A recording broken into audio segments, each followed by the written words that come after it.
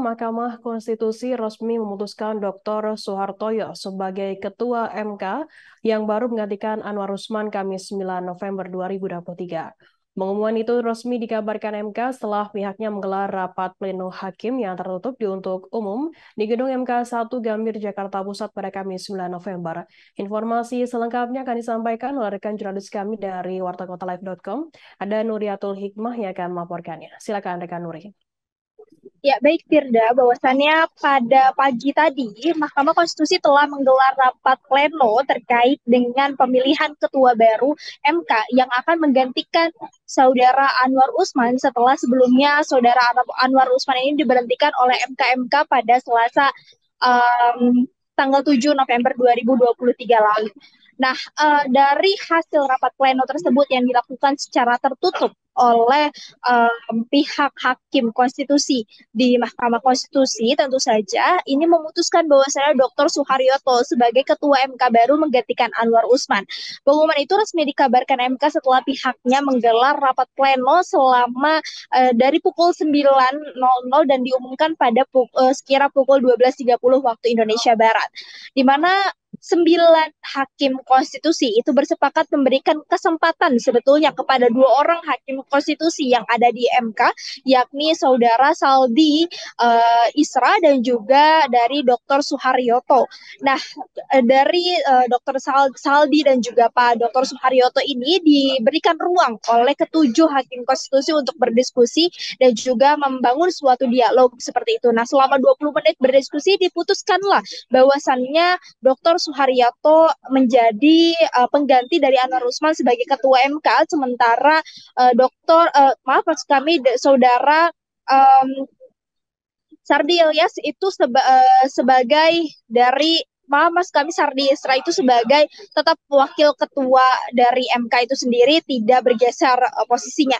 Dan setelah itu disepakatilah oleh para hakim MK sehingga dinobatkan saat ini Dr. Soehartoyo sebagai ketua MK. Dan perlu juga diketahui bahwasanya nanti hari Senin ini akan dilakukan sumpah jabatan seperti itu, dan artinya mulai per Senin besok tanggal 12 November 2023 Dr. Soehartoyo sudah akan resmi menjabat sebagai Ketua MK menggantikan Anwar Usman. Demikian Firda, kembali kepada Anda.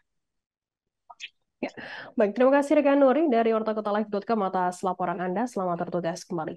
Dan Tribuners, akan kami tampilkan wawancara berikut dari Wakil Ketua MK Saldi Isra. Berikut liputan Anda. Pukul 9, kami semua sudah bermusyawarah dan mengeluarkan pandangan masing-masing secara bergilir.